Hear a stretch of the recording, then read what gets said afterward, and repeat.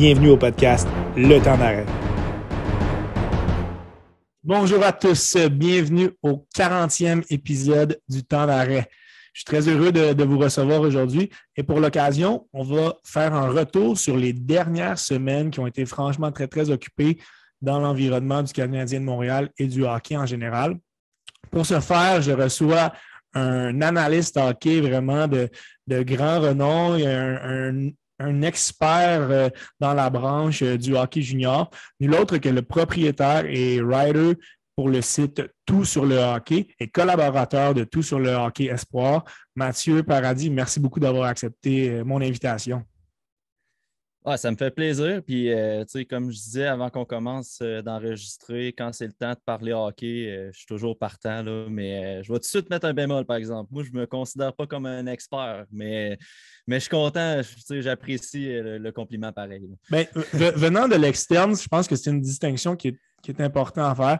Je pense que oui, tu n'es pas un gars qui va vraiment être un scout en tant que tel, mais ton analyse, et vous l'avez démontré vraiment en marge du repêchage, ton analyse, ta connaissance des joueurs est vraiment hors pair. Donc, si on veut, pour monsieur, madame, tout le monde, tu pourrais être vu comme disons un spécialiste du repêchage. Et venons-en aussi à votre travail colossal que vous avez fait. Pour ceux qui ne sont pas au courant, Tout sur le hockey a une branche espoir avec plusieurs collaborateurs qui sont quand même très, très présents sur la scène du hockey junior. Vous avez fait un travail vraiment colossal en marge du repêchage avec votre guide Tout sur le hockey. Pour ceux qui n'ont pas eu la chance d'aller le voir, même si le repêchage est terminé, ça vaut la peine d'aller voir le profil de plusieurs espoirs. Parle-moi un petit peu des dernières semaines que vous avez vécues avant le repêchage avec justement la publication de votre ouvrage, parce que c'est vraiment ça, là. Ben, ça a été, je ne cacherai pas que ça a été beaucoup de stress, beaucoup de travail. Tu sais, nous, on regarde les espoirs pour le repêchage à partir d'août à peu près au premier tournoi qui est le Linka Gretzky Cup. Donc, tu sais, les travaux qu'on fait pendant toute l'année, tu sais, on sort du contenu, on sort des profils, on sort des rapports d'observation. Donc, dans les dernières semaines avant le repêchage, c'était vraiment comme les examens finaux à l'école. C'était vraiment ça. C'était le dernier sprint, autant au niveau des visionnements des joueurs que de produire nos listes finales, nos profils finaux aussi. Donc, ça a été beaucoup de travail, beaucoup de temps investi là-dedans, mais on est vraiment, vraiment content puis on apprécie beaucoup la réponse de nos lecteurs, des gens qui nous ont suivis toute l'année. Je pense qu'on y a mis nos tripes là-dedans, puis les gens l'ont senti. Puis ça a ouvert des opportunités avant le repêchage. Au final, Ouais. on a eu quelques passages à la radio. On a eu Pascal qui est allé au repêchage au 91-9 à l'analyse des espoirs avec Yvon Penneau. Donc, on a eu des belles opportunités. On est content que le travail ait payé. Puis ça nous motive encore plus pour la saison qui s'en vient, en fait, là, parce qu'on va commencer éventuellement les observations pour le draft 2023. Là. Pour ne pas rentrer en détail justement sur ce repêchage de 2023, ça va être une année franchement excitante à suivre parce que les espoirs de qualité sont très, très nombreux. Donc aussi, chapeau pour votre reconnaissance que vous avez eue. Vous étiez souvent mentionné sur Twitter, entre autres. On a parlé Pascal qui est allé au 91-9. Donc, félicitations à toute l'équipe venant d'un gars qui suit beaucoup votre travail. Vous faites vraiment, vraiment du contenu de qualité. Alors, c'est très apprécié. Ce qu'on va faire aujourd'hui, on va se lancer, comme mentionné en début d'émission, sur les activités qui ont entouré les dernières semaines du Canadien. On va y aller dans un ordre un petit peu plus chronologique. On va passer beaucoup de temps sur le repêchage. La première action qui a été faite en date du 16 juin, bien, ça a été l'échange de Shea Weber aux Golden Knights de Vegas en échange de Evgeny Dadonov. De ton côté, est-ce que ce fut une surprise de voir Weber changer? On en avait beaucoup entendu parler. C'est peut-être le retour et la destination qui a un petit peu surpris. Mais en bout de ligne, je pense que c'est une bonne chose pour l'équipe, hein. Au début, j'ai été vraiment assommé parce qu'il y avait beaucoup de rumeurs comme quoi que le CH allait tirer profit de l'échange de Weber. Ouais. Puis, à première vue, je cherchais cet avantage-là dans la transaction. Donc, ma première réaction, ça a été un peu de l'incertitude, un peu de l'incompréhension par rapport au move. On savait que Weber allait quitter incessamment. Là. C'était écrit dans le ciel. Mais là, pour amener Dadonov, qui a un contrat quand même assez important, je trouvais que l'avantage était moindre. Par contre, avec du recul, une fois qu'on analyse la transaction, ben Dadonov peut possiblement rapporter un choix de 2 ou un choix de 3 à la prochaine date limite Exactement. des transactions. Donc, à mon sens, si Kent Hughes a complété cette transaction-là dans cette optique-là, puis je n'ai pas de misère à croire que c'est dans cette optique-là, ben à ce moment-là, ça veut dire que c'était la meilleure offre qu'il y avait sur la table pour qu'il l'accepte. Clairement, et dans une optique où le CH pourrait être dans une position pour manquer les séries, mais Dadonov, si jamais il a une saison intéressante, devient une option quand même de qualité pour une équipe qui cherche à grossir un petit peu un troisième trio. Donc, effectivement, à court terme, ça peut sembler étonnant comme retour, mais je pense qu'à moyen terme, si les dominos se placent bien, on devrait avoir quelque chose de quand même intéressant en bout de ligne dans la transaction de chez Weber. Ça va nous mener ensuite au fameux repêchage. On le sait, hein, c'était à Montréal. Il y avait énormément d'engouement, beaucoup de spéculations quant à la sélection du Canadien. On se transporte en ce fameux jeudi du mois de juillet. Il y avait beaucoup d'effervescence autour du Centre Bell. On a vu les entrées de Shane Wright. Je pense que les partisans, la majorité espérait peut-être une sélection de Shane Wright. Chez Juraj Slavkovski a même été hué par certains qui ont un petit peu mis leurs attentions peut-être à la mauvaise place. Finalement, on a un petit peu été surpris, même si Slavkovski était un nom qu'on entendait beaucoup, de voir Kent Hughes mentionner le nom du grand Slovaque de 6 pieds 4. De ton côté, je sais que tu l'avais quatrième sur ta liste. Je pense qu'il était, il était troisième sur la liste du TSLH. Qu'est-ce qui a été ta réaction à vif, là? À vif, j'avais beaucoup de misère à comprendre cette sélection-là, puis tu sais, la comprendre en fonction de ce que j'ai vu cette année. Ouais. Moi, à mon sens, avec les récents points de presse qu'il y a eu avant le repêchage, ce qui est ressorti du Combine, la vision future de l'équipe Kent Hughes, la vision de comment il voit son équipe, j'étais persuadé que le débat était entre Wright et Cooley. Ouais. Donc, je savais que Slavkovski était dans l'équation, mais je trouvais que de plus en plus, ça pointait vers Cooley et Wright. Donc, sur le coup, j'ai été très surpris. Puis, tu sais, je pense que je n'ai pas été le seul là, dans le Centre Bell. Il y a eu quelques réactions mitigées. Ouais. Disons que ça n'a pas explosé de joie lorsqu'on a annoncé le nom de Juraj Slavkovski. Mais la foule s'est bien repris, par exemple, après, là, quand le joueur montait dans les estrades, il y a eu une belle petite ovation. Puis, tu sais, je pense que sur le coup, c'est plus l'effet de surprise qui a un peu mitigé la réaction, mais je pense qu'avec du recul, les gens, surtout après la transaction, que j'imagine on va parler par après, Ouais. mais je pense qu'on a comme compris où Kent Hughes et Jeff Gorton s'en allaient avec ce choix-là. Est-ce que tu trouves ça dangereux de prendre un gars, surtout en tant que premier overall, prendre un gars qui surfe un peu sur une bonne fin de saison, sur des moments qui sont très, très high, même si si on prend l'échantillon complet, ça n'a pas toujours été aussi rose. On sait qu'en Liga, en Finlande, avec TPS, il a obtenu 10 points en 31 matchs. La majorité de ses points ont été obtenus en fin de saison. Pour toi, est-ce que c'est un risque de prendre un gars qui n'a pas nécessairement été constant toute l'année? Ben, je pense pas que ce soit un problème au niveau de la constance, mais je suis quand même capable d'avouer qu'il y a eu une progression pendant l'année. Le seul problème, c'est que le billet de récence, vraiment axé sur le championnat mondial, c'est un peu ça qui me dérange. Ouais. Mais en même temps, autant les observateurs amateurs que les recruteurs dans la Ligue nationale, on est tous humains. On peut se faire influencer par ça aussi. Je pense que la décision finale du CH n'a pas reposé uniquement sur ce biais de récence-là. Du moins, je l'espère. Là. Mais ce qu'on voit dans les entrevues qui sortent par la suite, c'est beaucoup sont allés chercher des expertises ailleurs au niveau des statistiques avancées. Il y a un article d'ailleurs sur The Athletic qui est sorti aujourd'hui d'Arpan Basu, puis c'était très intéressant. Je l'ai lu en diagonale, je ne veux pas trop le résumer, mais au niveau des statistiques avancées, le débat était vraiment plus autour de Shane Wright. C'était vraiment là que ça pointait, mais au final, dans l'évaluation globale, on a préféré aller chercher un profil qui est très rare en Juraj Absolument. Slafkovský, étant donné qu'il n'y avait pas de. Tu sais, c'était pas unanime que c'était Wright. À l'inverse de, mettons, Bedard ou McDavid ou Crosby ou de quoi de même. Mais tu sais, en Finlande, Slafkovský, il y a beaucoup de contexte à mettre dans ses performances. Fait que c'est ça qui vient comme un peu fâcher le partisan, c'est qu'avec un regard extérieur, on se demande, ben là, 10 points en 30 quelques matchs en Finlande, c'est pas beaucoup. Puis là, les comparaisons sortent, mais le gars était utilisé comme un joueur de troisième trio en Finlande. Puis il faisait très bien son travail. Et quand on lui demandait d'être offensif, il l'était. Puis à la fin de l'année, on lui demande.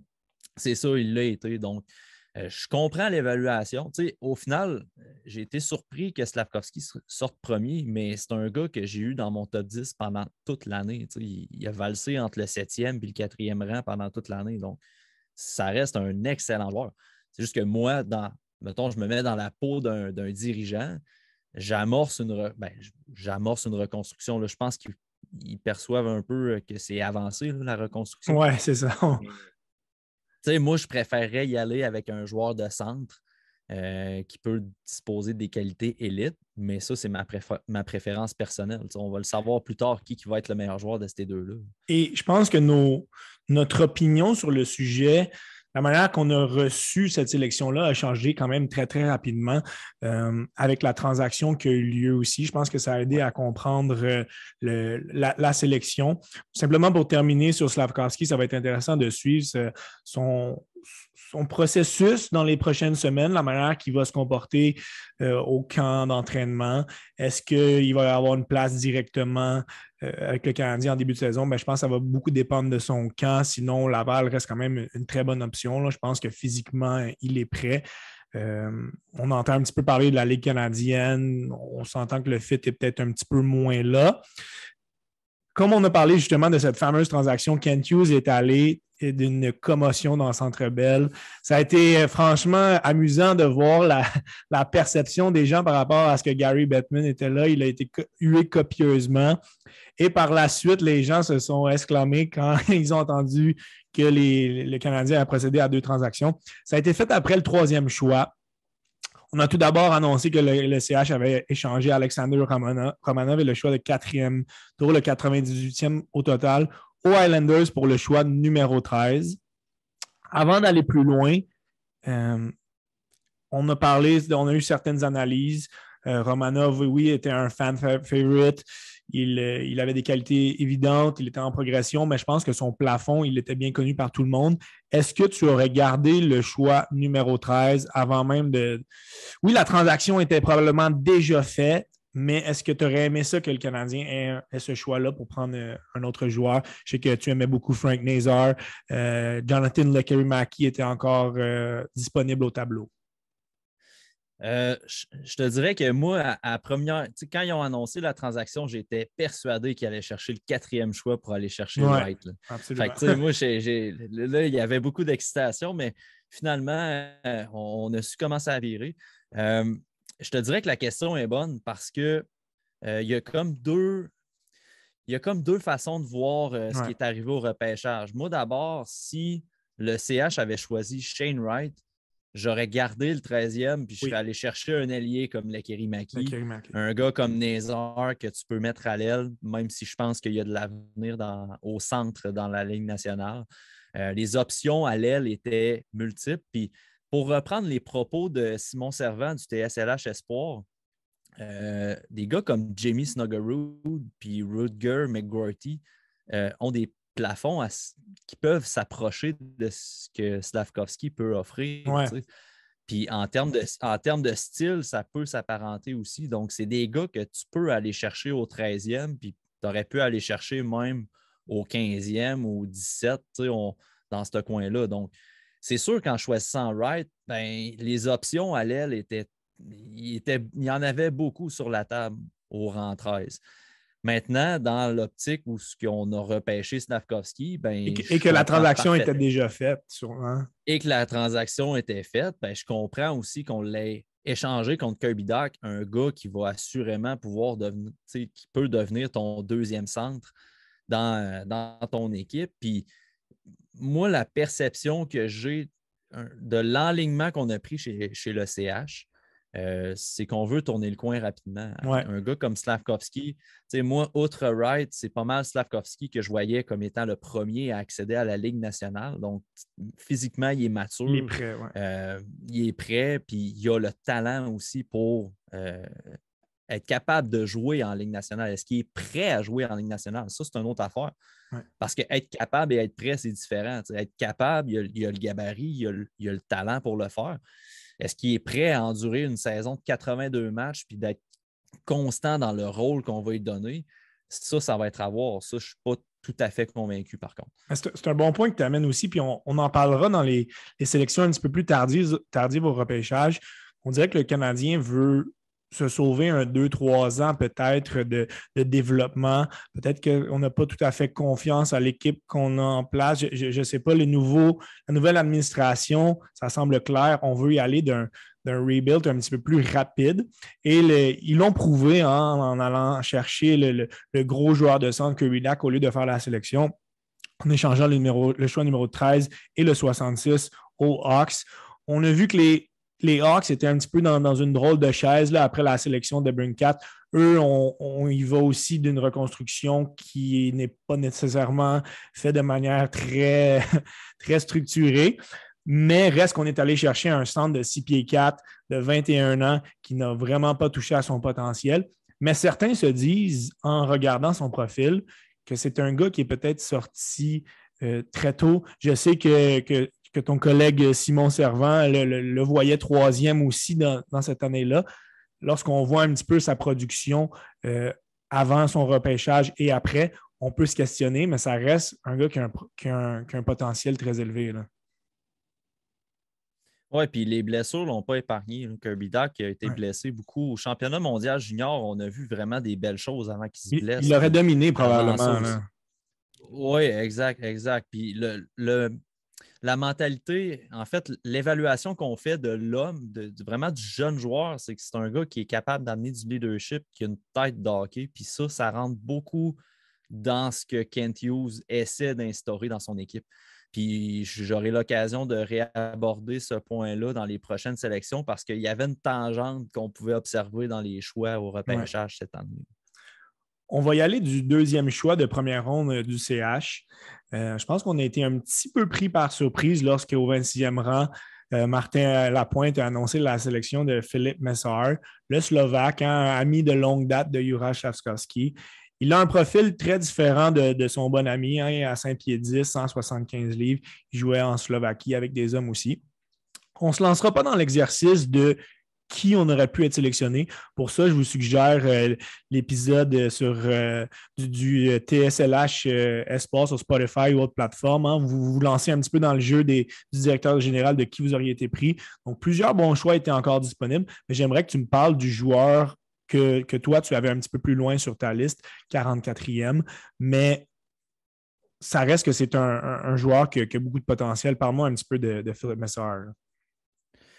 Ben, c'est un choix surprenant, un choix que je qualifierais comme une tentative de coup de circuit. Parce que Philippe Mesar a quand même un plafond offensif intéressant. C'est un gars qui peut être responsable aussi sur la patinoire. Puis en série, en Slovaquie, on l'a vraiment bien vu. C'était le genre de joueur qui mettait de la pression en fond de zone, puis rapidement, il allait donner un coup de main à ses défenseurs sur le jeu de transition. Donc, c'est un gars qui a une très belle intelligence hockey. Et encore une fois, ça rentre dans ce que la nouvelle administration de l'équipe recherche. Des gars qui jouent bien la game. C'est ça. Puis, Mesar répond aux critères. Maintenant, c'est sûr que ce n'est pas un joueur que je vois nécessairement développer beaucoup pour l'instant. Je trouve que son jeu peut être parfois immature au niveau offensif. C'est beaucoup un joueur de périphérie, en fait, là. Puis c'est sûr que ça laisse des points d'interrogation sur lorsqu'il va arriver sur une patinoire nord-américaine, est-ce qu'il va être capable, avec des défenseurs de la Ligue nationale, d'adopter ce style-là? il y a quand même eu une progression cette année à ce niveau-là, mais il y a encore beaucoup de peaufinement. Puis je pense qu'on est unanime sur le TSLH Espoir, c'est que un passage en CHL serait la meilleure option pour lui. Ouais. Et pour reprendre tes propos, que le club y est allé d'une sélection un petit peu en désirant faire un coup de circuit, est-ce qu'on aurait, sans se lancer trop dans le jeu des comparaisons, est-ce qu'on n'aurait pas été mieux d'y aller d'un joueur qui avait vraiment le potentiel soit qui avait un très, très haut plafond, qui aurait pu se développer en un bon joueur de la Ligue nationale, comme ça aurait pu être un bust, comme on dit dans le jargon. On pense à un Brad Lambert qui, oui, n'est peut-être pas la meilleure éthique de travail, ou encore un Isaac Howard que vous aviez tous très haut et avec raison. Pourquoi, selon toi, on est allé du côté de Mazur plutôt que ces deux gars-là qui avaient un plus gros potentiel de coup de circuit? Est-ce qu'on est allé un petit peu dans l'association avec Slavkovski ou, selon toi, ça n'a pas été un facteur du tout? Ben, tu sais, j'ai pas la prétention d'avoir l'information directe, mais je pense que c'est dur de voir autre chose que ça, la connexion avec Slavkovski, le fait que les deux espoirs vont pouvoir s'encadrer ensemble puis s'intégrer à un groupe ensemble. Je pense que c'est quelque chose qui est important dans le développement des jeunes. Tu sais, ton premier choix, il arrive en Amérique du Nord, il y a un petit peu de difficulté avec la langue. Là, on l'a perçu quelques fois en entrevue. Mais là, tu as Méchard qui est avec toi. Fait que tu as comme un peu ton crew slovaque qui s'en vient. Fait que, c'est sûr que c'est une bonne façon d'intégrer ton joueur. C'est ça. Mais je ne vois pas d'autres connexions. Est-ce qu'on veut éventuellement développer Méchard comme un one-two punch avec Slavkovski sur le même trio? Peut-être, je ne sais pas, mais je ne vois pas d'autres options que ça parce que oui, à mon sens, si tu frappes pour un coup de circuit au niveau du potentiel offensif, c'est sûr qu'Isaac Howard, c'est un joueur qui, à mon sens, aurait été mieux, mais on a Méchard, puis on va le développer, puis il y a Exactement, on va le beaucoup suivre. d'outils intéressants, c'est ça.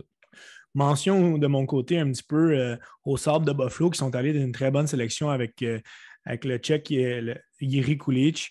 Je pense qu'on a mis la table à une belle journée de repêchage du côté des Sabres. Donc, de mon côté, je m'attendais peut-être un petit peu plus à un Kulich, mais comme tu as dit, on a Messar, on va travailler avec lui. C'est ce qui a mis fin à une journée franchement occupée. Hein. Je pense que les émotions ont été franchement en rebondissement lors de cette journée au Centre Bell. On se transporte au lendemain. Le CH avait le premier choix de la deuxième ronde. Et on est allé avec un joueur qui avait un profil un petit peu similaire à Shane Wright, évidemment avec un plafond moins élevé, avec Owen Beck de Mississauga en OHL, 6 pieds, 190 livres, 51 points en 68 matchs. Je sais que la majorité des gens l'avaient un petit peu plus haut sur leur liste. Donc là, on se rejoint un petit peu. On avait Owen Beck plus haut sur notre liste. On avait Méchard un petit peu plus bas. Finalement, on se retrouve avec deux bons espoirs offensifs. De ton côté, tu l'avais 30e. Même s'il y avait d'autres bons joueurs qui ont suivi, je pense que vous avez été satisfait de cette sélection-là. Oui, vraiment. Puis, il y avait des rumeurs comme quoi que le CH voulait monter au repêchage pour aller chercher un Québécois. Je suis pas mal sûr qu'il parlait de Nathan Gaucher. Ouais. Peut-être l'amoureux, Peut-être l'amoureux, oui. Je pense plus que c'était Gaucher. Honnêtement, pour ceux qui écoutent, là, t'es mieux de repêcher Beck au 33 que de faire une transaction pour monter pour Nathan Gaucher. Autant que j'aime de donner Gaucher, autre chose. ben, c'est parce que la valeur de ton choix avec Beck est plus intéressante parce que tu vas le chercher au 33e puis tu es allé te chercher une sélection de plus avant. Parce que c'est deux joueurs similaires. Beck va être un petit peu moins mine sa patinoire, mais c'est quand même un joueur qui va aller d'un coin, qui va travailler fort en échec avant. Et c'est un joueur hyper intelligent, tant sur la patinoire qu'en dehors. C'est un étudiant hors pair, il a gagné des prix pour ça. Puis il y a un potentiel offensif qui a été un petit peu. En fait, il pourrait être encore plus supérieur l'année prochaine. Je pense qu'on peut s'attendre à une belle saison offensive d'Owen Beck l'année prochaine. Ouais. Donc, non, je suis très satisfait de cette sélection-là. Puis, encore une fois, je me répète, mais ça va dans le moule de ce qu'on veut instaurer chez le Canadien. Des joueurs intelligents qui savent jouer, qui ont du talent, qui ont une tête ses épaules surtout. Son approche quant à sa sélection a été franchement intéressante. On l'a vu un petit peu suite à sa sélection, il allait d'un questionnement sur le fait est-ce qu'il aurait préféré être le dernier joueur sélectionné en première ronde ou le premier en deuxième ronde. Finalement, il voyait sa sélection comme le premier de la deuxième journée d'un bon œil. Donc, ça amène un petit peu un point de vue sur le jeune homme qui semble avoir de voir les choses de la bonne manière et c'est franchement intéressant. On va y aller du deuxième choix de deuxième ronde et c'est là qu'on rentre un peu dans l'euphorie avec le 62e choix. Le choix qu'on est allé chercher contre Brett Kulak, c'est important de mentionner. Donc, une bonne transaction de Kent Hughes à la date limite des échanges. On a sélectionné le jeune défenseur du programme, le corps arrière du programme de développement américain, Lane Hudson. J'étais franchement très, très content aussi. Je sais que vous le suivez depuis très, très longtemps. Vous étiez euphorique aussi. J'étais franchement très, très content de cette sélection. Parle-moi un petit peu de la manière que tu. Oui, tu étais content sur le coup, mais parle-moi un petit peu de cette sélection.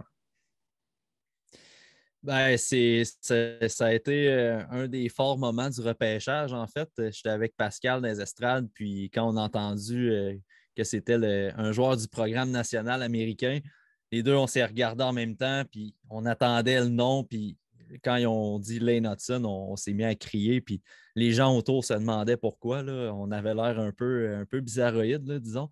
Mais non, très content de cette sélection-là. Là. Pour vrai, j'en ai parlé dans notre podcast avec la relève, puis je vais le redire ici, mais quand tu es rendu en fin de deuxième ronde, puis tu as un joueur avec du talent élite à l'intérieur qui a démontré qu'il avait du talent élite dans son jeu pendant toute la saison, qui a été le meilleur défenseur de son équipe au sein d'un programme national qui était très relevé cette année. Tu choisis ça au 62e rang, là, pour vrai, tu ne t'ostines pas. Là, mais on parle de sa stature. Oui, il est 5 et 8, 168. On est tous au courant de ses qualités offensives. Pourquoi, selon toi, est-ce qu'il a glissé aussi bas en deuxième ronde? Le gabarit, je vois Ouais, pas, je vois vraiment pas autre chose. Honnêtement, là, moi, je pense que c'est un gars qui va faire rager des observateurs, justement parce que là, le fameux gabarit, à un moment donné, c'est assez limite de se fier à ça. Le gars a joué contre des équipes de la NCAA cette année. Là. Puis les joueurs de la NCAA avaient de la difficulté à l'attraper sa patinoire. Du moment que Lane Hudson a la rondelle sur sa palette, il est difficile à attraper, même en NCAA, alors que lui, il a seulement 17-18 ans. C'est quelque chose quand même qu'il faut considérer là, à part de son gabarit. Fait que c'est une chose, le gabarit, mais c'est une chose aussi comment il utilise son gabarit. Lui, Lane Hudson, il utilise son gabarit à son avantage. Quand il approche de la bande pour aller faire une bataille à 1 contre 1, son centre de gravité bas lui permet de rester sur ses deux jambes, de ne pas se faire renverser, puis d'être capable de sortir avec la rondelle aussi. Donc, moi, c'est vraiment ça qu'on a observé pendant toute l'année. Puis, tu l'as dit au début, Hudson, c'est un gars qu'on a observé pendant longtemps, mais c'est aussi un gars qu'on a quand même vanté, on a backé oui, pendant longtemps, même s'il était petit. Fait avec c'est raison. sûr que là, cette sélection-là, pour vrai, était très satisfaisante. Disons. Ça va être intéressant de le suivre avec Boston College cette année et peut-être Ouais. avec l'équipe nationale des moins de 20 ans. Le dernier joueur que je vais te demander d'analyser individuellement, ensuite, on va les mettre un petit peu plus en paquet, mais c'est le premier choix de troisième ronde de l'équipe. On est allé avec la sélection numéro 75 de Vincenz Rohrer, le centre autrichien de 5 pieds 10, 165 livres, 43 points en 64. Donc, c'est un joueur de centre un petit peu plus petit gabarit, mais il a quand même des belles habiletés offensives. C'est un gars d'énergie, je dirais.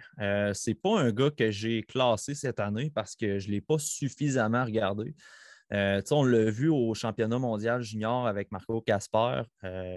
Les deux joueurs apportaient vraiment beaucoup d'énergie sur le jeu.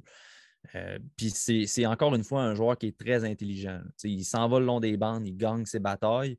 Est-ce qu'il y a un plafond offensif très élevé? C'est difficile pour moi de l'évaluer, considérant mon évaluation qui est petite à mon sens. Mais une fois en troisième ronde, encore une fois, ça correspond à ce que le CH veut repêcher comme type de joueur. Puis je pense pas qu'il aurait passé plus loin que la troisième ronde. Là. Donc, Ouais. je suis quand même assez satisfait de cette sélection-là. Même si, ben, en fonction de ma liste, j'en avais d'autres, mais à un moment donné, je ne peux pas toujours être déçu des sélections. Effectivement. Par la suite, on a pris une tangente complètement différente, puis tu en as parlé un petit peu dans ce désir de tourner le coin plus rapidement.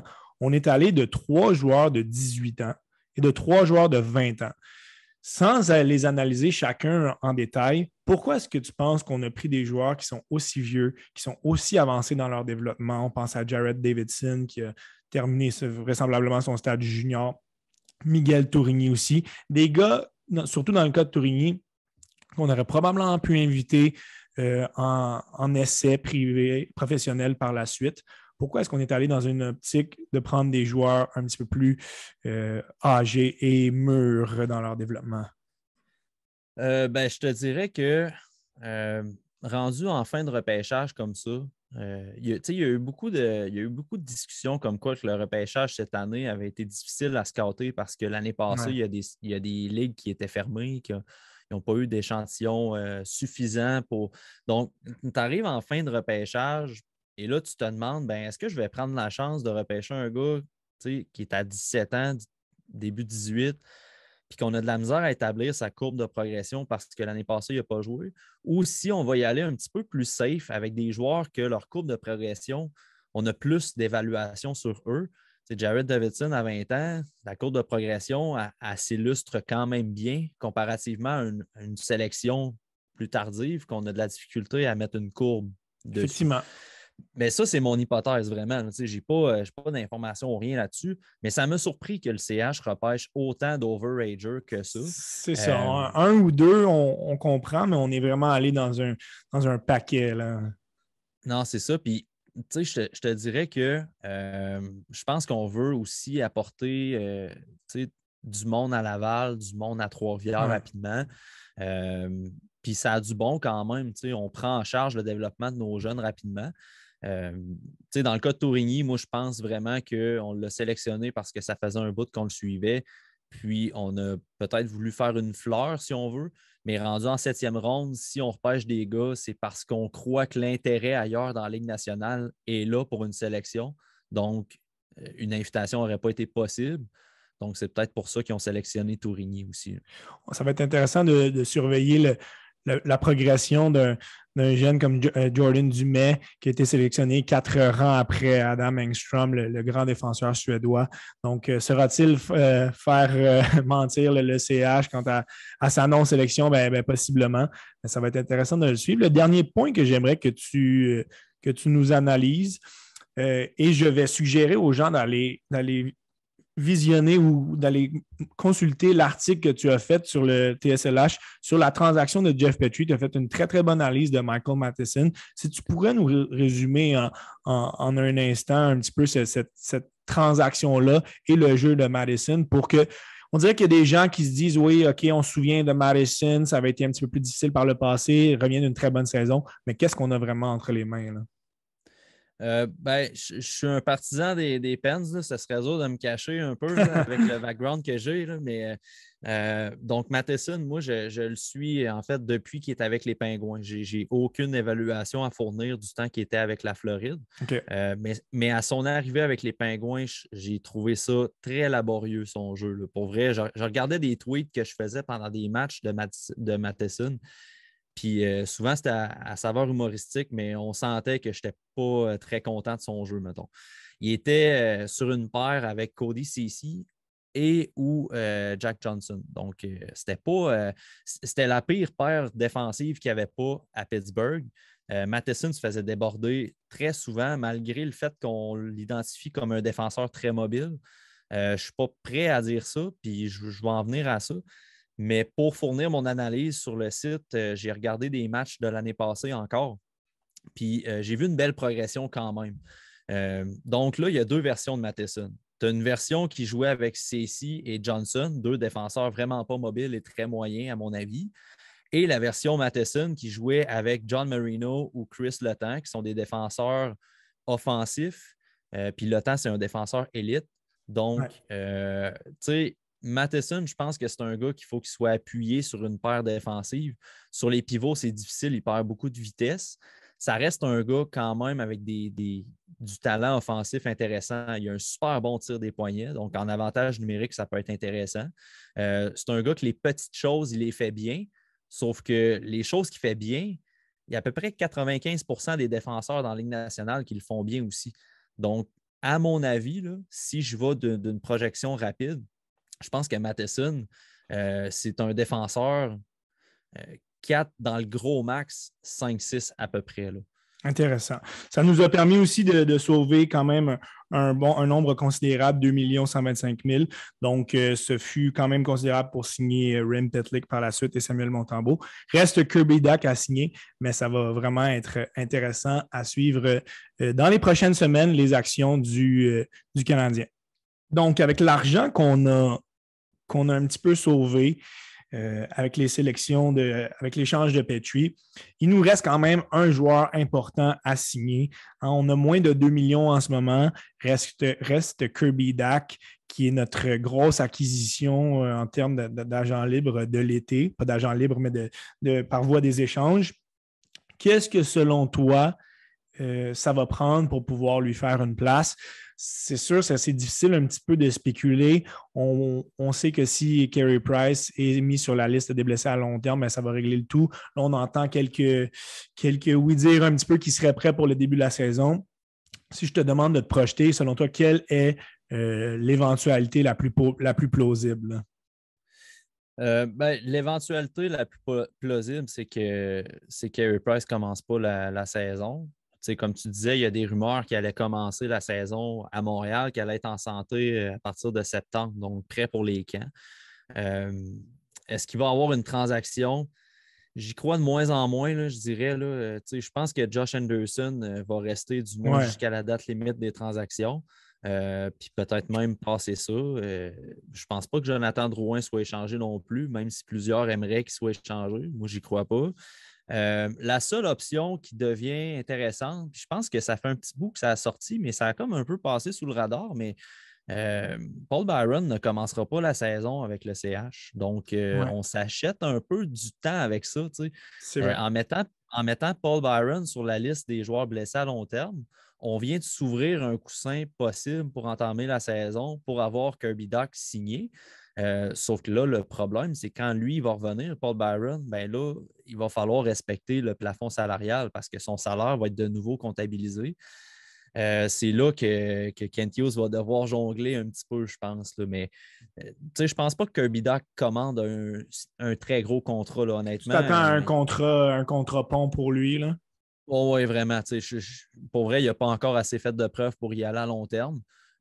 Puis aller à long terme avec un petit cap salarial, ben, tu t'enlèves un peu de marge de manœuvre parce que ça se peut qu'il tombe joueur autonome sans compensation à la fin de ce contrat-là puis que tu le perdes contre rien. Fait que, je pense vraiment que dans le meilleur des mondes, ça va être un contre-pont à la limite de entre 2 et 3 millions. Puis fais-nous tes preuves avant qu'on te donne le gros contrat avant d'atteindre l'autonomie complète. Là. C'est une option qui ferait quand même beaucoup plaisir aux partisans du Canadien de pouvoir finalement signer notre nouveau joueur. En terminant, si on regarde la situation actuelle de la défensive, on peut juger que peut-être, oui, il y a des jeunes intéressants qui s'en viennent, peut-être le point faible de l'équipe. Est-ce que tu t'attends à une autre acquisition? Évidemment, le nom de Piquet Souvenir nous vient rapidement en tête. Il vient du côté droit. On est un petit peu plus mince à ce niveau-là. Ça peut être un autre joueur. Reste que 6 défenseurs pour entamer la saison. Si on ne veut pas avoir les 3 recrues à Montréal, ça pourrait être un petit peu difficile pour l'équipe. C'est sûr qu'une acquisition peut être envisageable, mais je pense que Kent Hughes va concentrer ses efforts sur le dossier Dach en premier. Une fois que ça va être réglé, une fois qu'on va savoir qu'est-ce qui advient de Carey Price, on va peut-être essayer de combler certains trous. Sinon, le CH n'aura pas le choix de faire confiance à Fairbrother puis à Leskinen pour venir en haut.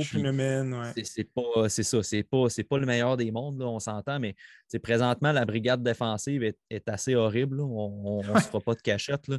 Quand on a Mike Matheson, ça se peut qu'il soit sa première paire, là, c'est un petit peu dommageable. Ça s'enligne vers ça. Oui, c'est ça. Puis, tu sais, de ce que je me suis fait dire en parlant avec, je me semble que c'était Marco D'Amico, là, Ouais. on jasait de ça au Rocket. Puis, je pense que la mentalité du CH va être d'amener les jeunes, oui, dans la Ligue nationale, mais de pas d'y aller avec des allers-retours. Tu sais. On va vouloir peut-être donner des blocs de match, exemple. Les 20 premiers matchs, ça va être Goulet, Harris qui vont être là. À un moment donné, Barron, après une vingtaine de matchs dans la Ligue américaine, on va le monter, on va ramener Goulet. Mais tu sais, quelque chose de plus à long terme. Sauf que si on y va de cette façon-là, c'est sûr que ça va prendre des vétérans, que ce soit signé ou que ce soit les gars qu'on a nommés, Leskinen, Schumann ou Fairbrother, qui vont venir combler parce qu'il y a des blessures. Il y en a toutes les années avec le CH. Puis présentement, en cas de blessure, je regarde les options, c'est très, très pauvre. Très mince. Et si les partisans du Canadien écoutent ton analyse et regardent ce qu'ils ont sous la main d'un point de vue très poussé et analytique, on n'a pas le choix d'être quand même assez enthousiaste pour le prochain repêchage. Oui, on pourrait avoir une saison qui est difficile. Dans mon dernier entretien avec Marco D'Amico, justement, il disait à quel point il était enthousiaste pour le repêchage de l'année prochaine. Pour terminer un petit peu, je pense que tu vas peut-être mettre un petit rayon de soleil dans la journée des gens en nous parlant du repêchage très rapidement de 2023, que même si on a une saison difficile, sans nécessairement obtenir le choix de première ronde, il y a un paquet de jeunes joueurs de qualité que ça va être intéressant de suivre, comme tu as mentionné dès le mois d'août. Le repêchage 2022 avait des très bons joueurs, mais beaucoup de joueurs qu'on se disait, ça va dépendre avec quelle équipe ils vont tomber pour vraiment exploiter leur potentiel offensif maximal. 2023, c'est un peu moins comme ça. Là. Il y a un petit peu plus de talent élite, il y a plus de certitude au niveau de talent pur. C'est ça, en anglais, l'expression high-hand skills, il y en a vraiment plus dans 2023. Mais encore là, c'est très préliminaire. Tu sais, moi, je me fie à ce que j'ai vu de cette année, mais tu sais, des joueurs qu'on a regardés en 2021, qu'on se disait qu'il allait être élite, on est arrivé en 2022 pour le draft 2022, puis il n'y a pas eu de progression. Donc là, tu sais, c'est difficile tout le temps de s'avancer pour dire le repêchage 2023 va être un méga repêchage. C'est encore tôt pour le dire quand même, mais je pense que le CH, cette année, n'a pas besoin de terminer dernier pour se dénicher un très bon joueur. Puis ça va être vrai. C'est vraiment quelque chose qui est intéressant pour le prochain repêchage. On peut sélectionner 5e ou 6e puis aller chercher un gars comme Zach Benson, qui est très explosif à Winnipeg. Un Dalibor Dvorsky que j'adore. Un autre Slovaque, ça conclurait bien le trio slovaque. C'est ça. Fait que, la connexion est là, puis c'est un gars que présentement, il est perçu pour sortir dans le top 10. Où exactement, ça va dépendre de sa saison. Mais c'est ça, les options sont très intéressantes pour le prochain repêchage. Mathieu, merci beaucoup d'avoir éclairé un petit peu les dernières semaines du Canadien. Je pense que ça a déboulé extrêmement rapidement. Ken Hughes n'a pas vraiment pris de congé depuis sa sélection. On lui souhaite de finalement pouvoir conclure le dossier DAC pour qu'il puisse prendre quand même quelques semaines d'ici la fin de l'été. Mais honnêtement, c'était une analyse qui était franchement intéressante de ta part, surtout en termes de repêchage. Là, je rappelle avec le travail extraordinaire que vous avez fait. C'était franchement très, très pertinent et intéressant de t'avoir autant d'arrêts. Alors, je te remercie énormément de ta participation. C'est un grand plaisir, puis merci de l'invitation, puis on se refera ça à un moment donné. Si tu veux. Absolument, et encore une fois, là, c'est pas nécessaire, mais de votre côté, parce que vous avez un gros following, mais je suggère vraiment à tous les gens d'aller lire les articles du TSLH et d'aller écouter leur podcast parce que c'est vraiment un point de vue rafraîchissant que vous amenez. Puis c'est vraiment, vraiment important de vous avoir dans la sphère médiatique, si on veut, du hockey au Québec. Alors, continuez votre bon travail, les gars, c'est franchement apprécié. Puis, merci à tous d'avoir été présents et on se retrouve à un prochain épisode du Temps d'arrêt.